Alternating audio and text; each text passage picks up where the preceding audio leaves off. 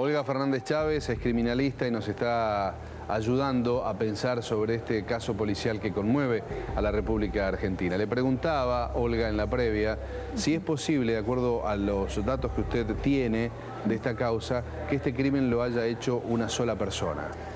Eso es lo que infiere la defensa, pero yo todavía no vi en qué se basan para decir eso.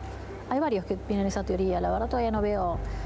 Hay una teoría que está circulando basada en la perfilación criminal en cuanto a la método de descarte, pero sin ver el expediente, sin ver las fotos. ¿Qué sería el método de descarte?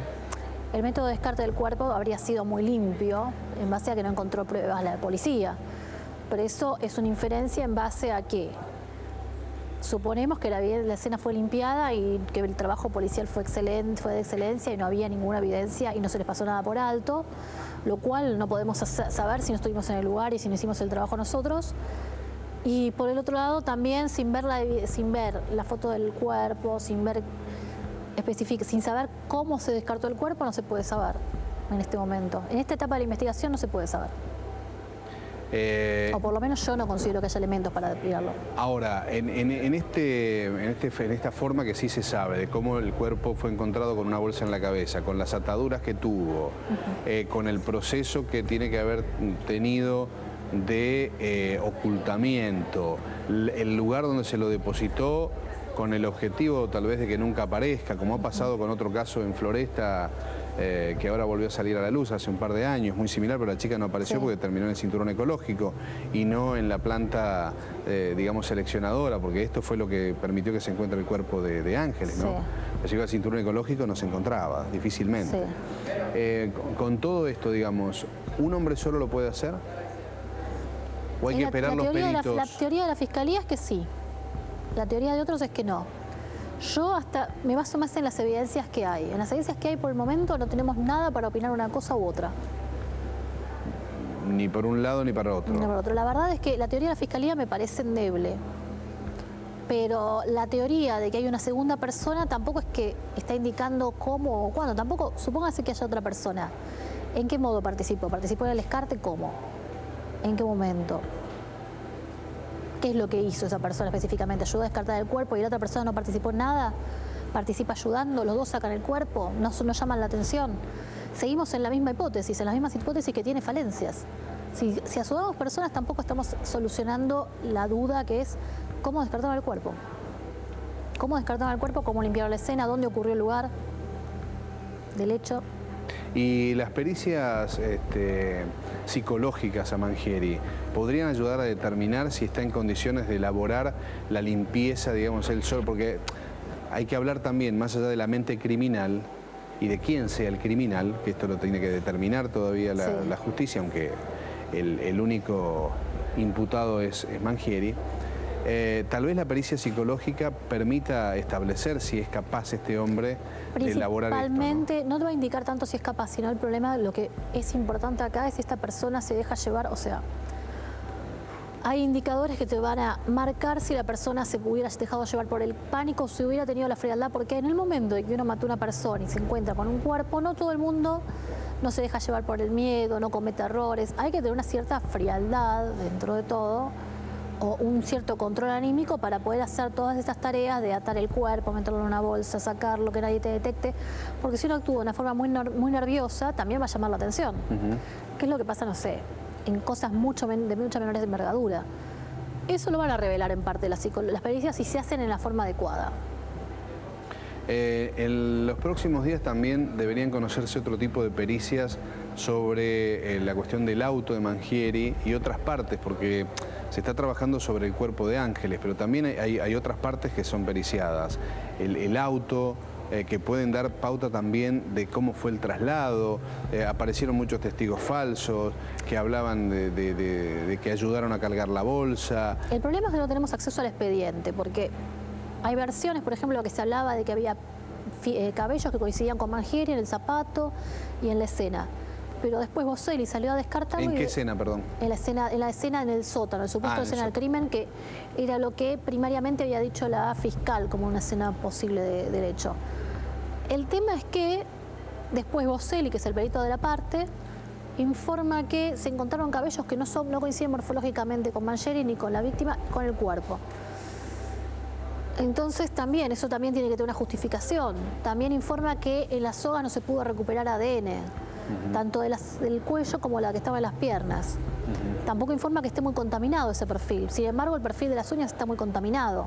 La información que tenemos es muy fraccionada y no... ¿Y usted sobre el ADN y la posibilidad de que el ADN, como la defensa quería suponer, digamos, en algún momento pudo haber sido adulterado? Eso es imposible, ¿no? Yo creo que no están planteando eso. Yo lo que creo que están planteando es un problema en la cadena de custodia, en la cual el ADN puede ser válido, pero si no fue correctamente custodiado por una cuestión del indubio pro reo, se tiene que descartar. Entonces, por eso ellos están marcando estos errores que según ellos existen y que aparentemente, en base a las decisiones que se van tomando y los trascendidos, aparentemente sería cierto que en el SEAMS el cuerpo tenía 4 anillos y después se entregan solo 3 y que unos anillos fue entregado al padre. Después hay un tema con respecto a las bolsas que cubrían el cuerpo, que primero decían que eran de madera y después se informaron que eran de polietileno, que son es difícil confundirlas. Después había otro tema con respecto a la contaminación de las muestras de ADN. Todo eso ellos lo van a cuestionar, que es su trabajo, porque el trabajo de la defensa es eso, es buscar los detalles y buscar qué falencias pudo haber, porque ellos no hicieron un control de la prueba, no tuvieron oportunidad de controlar la recolección de las evidencias y hacer un control adecuado. Pero esto ocurre normalmente y está bien que ocurra, ¿sí? Porque en un primer momento, por algo hay un abogado defensor y por algo hay derecho a peritos, porque tienen derecho a controlar las pruebas y a estar seguros de que la prueba que se está imputando sea la correcta. Claro, pero puede quedar libre con un recurso de este tipo técnico, legal, digamos, por más que sea obviamente es una posibilidad. Dentro de los parámetros de la ley, es una posibilidad, pero puede quedar un asesino suelto, ¿no? También es una posibilidad que una inocente quede en la cárcel, le puedo contar muchos casos de esos. ¿Ah, sí? Hay muchos casos en la jurisprudencia, entonces por eso es que están estos recaudos. Estos recaudos legales están porque antes ocurrían muchos excesos. Por eso es que se cambió el código, por eso es que tenemos la legislación que tenemos. Y usted como criminalista, que es el término correcto, sí. ¿Cuál es la diferencia entre uno y otro? El criminólogo se dedica especialmente a teorías en cuanto a estudiar teorías en cuanto a estudios criminales. En cambio, el criminalista nos dedicamos más a las evidencias físicas y elementos más concretos. De estas evidencias físicas que van apareciendo y que se conocen y se traslucen a través de la causa, ¿usted puede inferir un móvil de ataque sexual? Digo porque ahora se supo, al principio se dijo que había muerto, también en las pericias, las primeras dijeron no, murió por ahorcamiento, no, después se supo en la autopsia más exhaustiva que había muerto producto de la afectación de zonas vitales en la compactadora, digamos, del camión. Sí. Aunque se supone que ya estaba desvanecida y demás, ¿verdad? Sí. ¿Se puede establecer algún tipo, de acuerdo a lo que vio y se conoce, ataque sexual? El tema es que la autopsia no indica nada de eso, por eso es que está descartado, por eso es que el juez no lo toma en cuenta. Entonces, hasta que no haya otra autopsia o no haya un informe médico que indique que hubo un ataque sexual, lo demás son elucubraciones, no tienen un fundamento científico. No, digo por los supuestos rasguños en la víctima que aparecen en las fotos que conocimos de la causa en el cuerpo de Mangieri, sí. Algunos en el abdomen, dicen que también hay algunos en la espalda, el ADN en las uñas. Claro, pero ¿Eso de qué habla? Cuando ¿De un enfrentamiento uno mira el informe, que puede...? Sí. A los informes, por ejemplo, otros de los errores, los trascendidos. El primer informe policial, hecho por los médicos de policía, indica que hay heridas autoinfligidas que cubrían las primeras lesiones. Sí. El segundo informe, el hecho por Corte Suprema 3 días después, no dice lo mismo. ¿Ah, no? ¿Qué dice? No, dice que no se puede determinar si son autoinfligidas o hechas por un tercero. Entonces, por eso, también uno tiene que referirse siempre a lo que dice el expediente, a lo que dice específicamente el informe.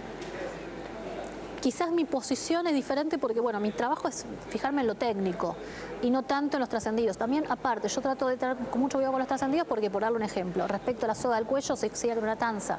Después se decía que era un hilo de plástico ese blanco y al final era un hilo sisal marrón. Nada que ver.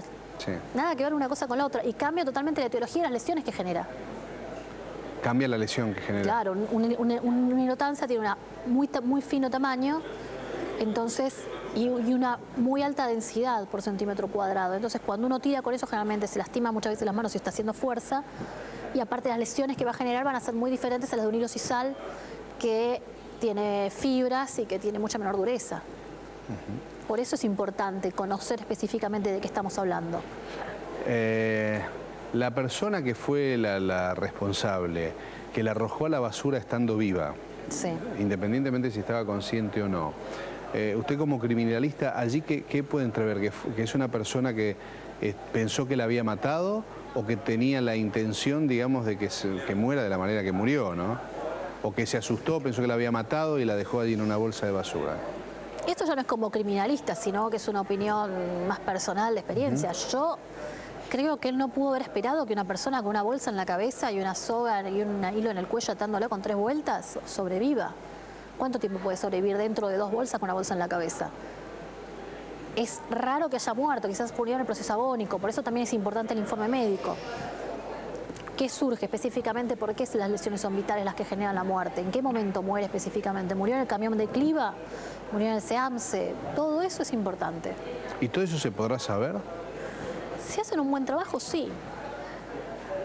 El tema es que cuanto más tiempo pasa es más difícil determinarlo. Y las pericias, nosotros en el país tenemos la técnica como para que estas cosas sean bien hechas en tiempo y forma, ¿o no? ¿O estamos atrasados? Depende de dónde esté de qué jurisdicción esté hablando, depende de cuántos recursos cuenten.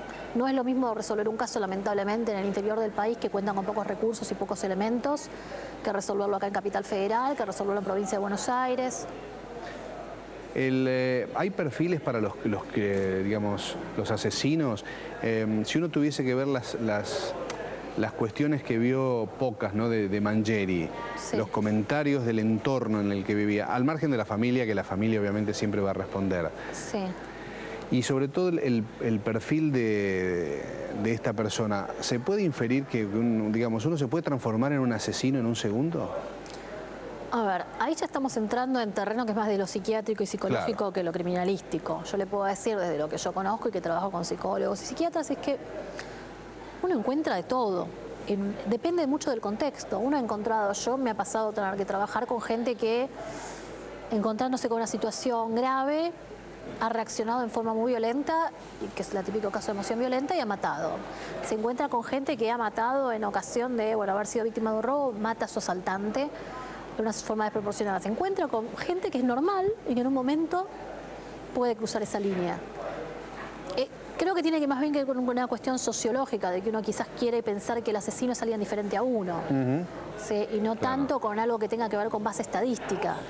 El asesino no va a tener un perfil específico, el método de Ambrosiano se descartó hace más de 100 años, ya no hay un perfil específico que indique. Que era juzgar por la cara y por el aspecto. Y Tampoco hay un perfil psiquiátrico que indique. Puede haber indicadores o tendencias, pero no necesariamente hay una línea gráfica que permita, por si sería mucho más fácil detectar asesinos si fuera tan así. Simplemente hacemos exámenes psiquiátricos y psicológicos a todo el mundo y ya los podemos excluir. Sí.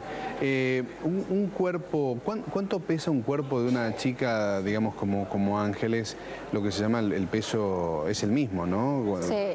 No sé de dónde surgió esa versión de que el cuerpo aumenta de peso cuando fallece. El peso es el mismo, todos los libros de medicina legal mencionan lo mismo. Es más, hablan de una ligera deshidratación. Ajá. En un primer momento, y después sí, posiblemente cuando empieza el proceso adimatoso, que es muy posterior a la etapa donde fue encontrado el cuerpo, puede llegar a haber algún cambio, pero en el momento va a pesar exactamente igual. Lo que puede cambiar es la dificultad en la manipulación del cuerpo, ¿no? Encontrándose una vez que ingresa en rigor mortis o debido a las livideces cadavéricas que generan una diferencia quizás en el peso, que se dificulte la manipulación, pero no que aumente de peso. Porque yo pensaba también, las bolsas de consorcio, donde supuestamente fue así encontrada y descartada Ángeles, soportan ese peso, son 50, 60 kilos, ¿verdad? No, normalmente las bolsas de consorcio común, por más que tengan un micronaje grueso, no van a soportar ese peso, por más que pongan muchas. Y aparte, eso me haría pensar que fue llevada con una mecánica en la cual nos generó que se haga tracción sobre el plástico que genera. Bueno, ahí está. Eso podría ser una de las cosas que podemos descartar. Porque aparte van a quedar marcas en el plástico. Hay que ver cuánto de la bolsa pudieron recuperar, pero yo imagino que bastante. Porque claro, si no se rompe tanto peso, una bolsa de consorcio difícilmente puede resistir. Es decir que allí podemos tener y obviamente una persona puede trasladar 60 kilos en brazos, ¿verdad? Hay que ver la autopsia, que es lo que decía, pero creo que decía 50 y pico de kilos. 50 y pico de kilos. No es mucho peso. Bien. La verdad es que usted no nos pone en más dudas, ¿eh? Yo creo que usted tiene más dudas que todos nosotros en todo esto. Usted no puede aseverar que este sea el criminal. Yo creo que bajo ninguna circunstancia, igualmente hasta que no haya una condena, se puede aseverar que sea el asesino. No, pero usted tiene más dudas. ¿Usted cree que podría haber una segunda persona? ¿No lo descarta? Yo no descarto nada. En esta etapa de la investigación me parecería apresurado descartar algo y me parece que las evidencias que hay hasta ahora sirven para una prisión preventiva, pero yo no sé si eso llegaría hasta un juicio o una condena. Muy clara. Muchísimas gracias. Un gusto. Placer, realmente. Bueno, me quedo con más dudas que antes. Hacemos una pausa y ya volvemos.